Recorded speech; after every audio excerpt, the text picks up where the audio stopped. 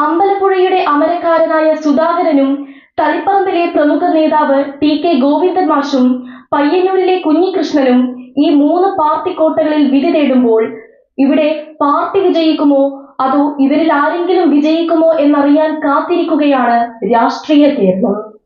1967 പയ്യന്നൂർ മണ്ഡലം രൂപീകരിച്ചതു മുതൽ ഇടതുപക്ഷമല്ലാതെ മറ്റാരും ഇവിടെ നിന്നും വിജയിച്ചിട്ടില്ല.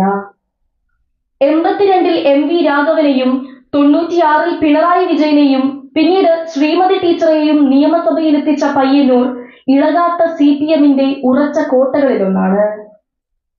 പയ്യന്നൂരിന്റെ തൊട്ടടുത്ത മണ്ഡലമായ തളിപ്പറമ്പും ഇടതുപക്ഷത്തിനെന്നും അപ്രമാദിത്ത ഭൂരിപക്ഷം നൽകുന്ന നിയമസഭാ മണ്ഡലമാണ്.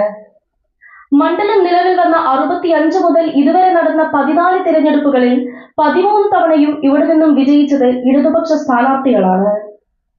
1970 CPI കോൺഗ്രസുമായി സഖ്യമായി ചേർന്ന് മത്സരിച്ച ആ ഒരു തിരഞ്ഞെടുപ്പിൽ മാത്രമാണ് CPM-ന് തളിപ്പറമ്പിൽ കാലിടറിയത്.